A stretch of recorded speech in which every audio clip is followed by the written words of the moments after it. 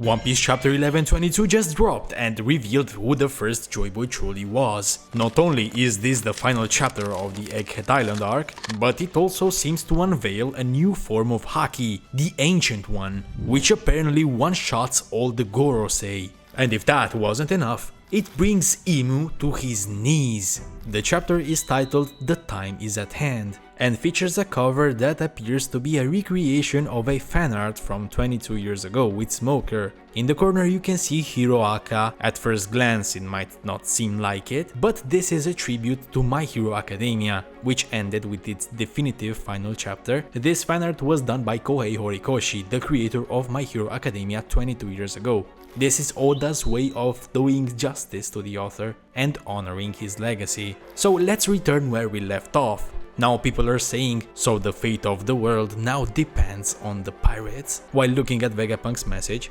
wait a minute, what's this madness, Vegapunk?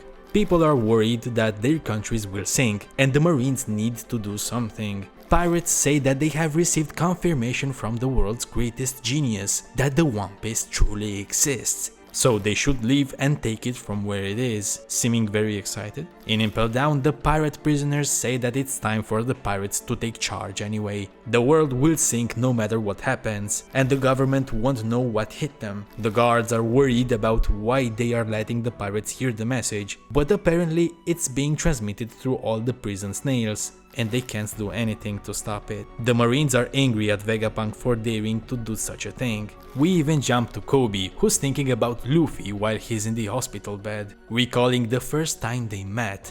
The king of the pirates? But you should make the whole world kneel before you, so you're saying you're after the One Piece. These were Coby's words to Luffy. Thus, after this little flashback, Coby says, I must stop you from fulfilling your dream. Then we jump to Buggy, who tells his goons that they're wrong to say that the world is his. They wouldn't want that. They are somewhat puzzled by what Buggy is saying, and he says, it's our world, isn't it? All the pirates go crazy after Buggy and say that they will follow him to the depths of hell. However, behind him, Crocodile tells him to sit down, and Buggy, terribly scared and trembling, says yes. Next we move to Katarina Devon, who is talking to Teach about whether to kill Caribou or not, with the latter saying he has very important information for Teach. Blackbeard then says to bring him in, and that they will kill him if the information is not useful. In Egghead, the message continues, saying, this is the truth, JoyBoy, he... But right here the message is completely interrupted by Mercury hitting Emeth, and from afar the giants shout after the robot. And we can also see how the transmitting snails now falls into the ground and gets destroyed. It seems that even though Atlas exploded Venus Juro, he still appears behind the Sunny ship, and those on the ship tell Zoro to do something.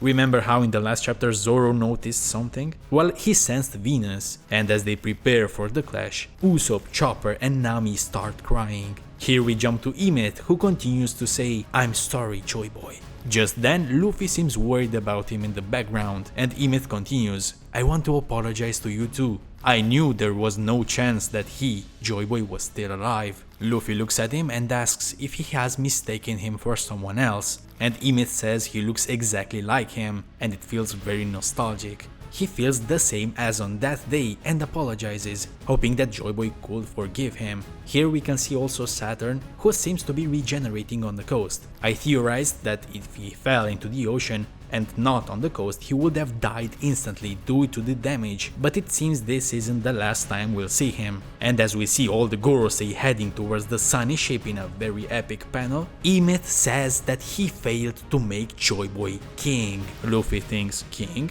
And Emeth then asks what is his name, to which he replies that he is Monkey D. Luffy, the man who will become the king of the pirates. Emeth, hearing the letter D, unties a knot within himself, which apparently starts to unleash a massive haki attack. Emeth laughs as he says, hey Luffy, thank you for letting me hear that nostalgic rhythm once again. And as he says that, Luffy notices its Conqueror's haki and knocks out all of the Marines on the coast, as Emeth tells him not to die and that he won't let him die. We see the greatest showcase of Conqueror's haki in history, and the entire One Piece world. The ancient haki of JoyBoy, the first pirate, the first man who went to sea. and apparently the first man with the ambition to become the Pirate King. But from Emeth's words, it seems he didn't fulfill his dream. The two factions, those with D in their names, which clearly play an important role given Emeth's reaction to the D in Luffy's name, opposed the world government of that time. My opinion is that it was, as Vegapunk said, a battle of two mentalities. Probably as the Gear 5th form and JoyBoy from his scripts like the poneglyphs on Fishman Island embody, discussing how the fishmen should come to the surface, JoyBoy and his faction embodied freedom, in a way like the Revolutionary Army in the present, but who fought for a world where there was no sovereign, and where the king is equal to everyone else. A world where everyone is free to eat, say and go wherever they want. This is the world JoyBoy wanted, and different nations fought for it, which is why history was erased and many races were wiped out because total domination over the world was desired. This utopia is exactly what Luffy wants at the end of his dream. It is often implied in the story that Luffy is a parallel to Roger, who might have been the JoyBoy at the wrong time, having the original ideas but not the power to do what was necessary. So Luffy is indeed the return of JoyBoy, both in ideals and power. Thus Luffy will someday unlock this haki,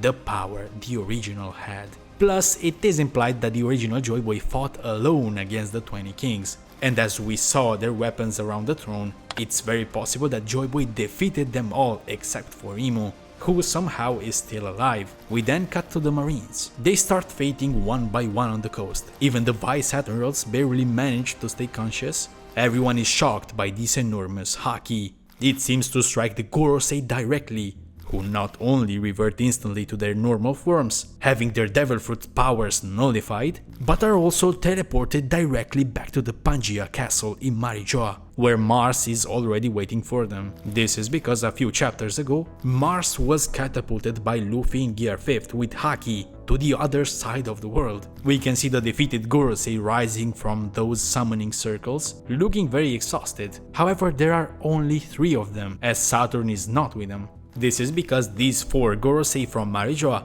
used some kind of summoning to go to Egghead, unlike Saturn who went there by ship. There are many possibilities. It could be a haki power that allows a form of astral projection to another part of the world. It could be due to Emu, or it could be some kind of counter to haki, something more demonic, which is why the normal haki could not only nullify their powers, but also cancel the summoning. In the Room of Flowers, Emu falls to the ground, screaming in pain. As we see his face closer, we can observe that Emu, now on his knees, is trembling and gasping, saying JoyBoy, confirming that Emu has PTSD from the fight with JoyBoy. The original JoyBoy was so powerful that even the king of the world, who has ruled for 800 years, collapses just as the thought of him.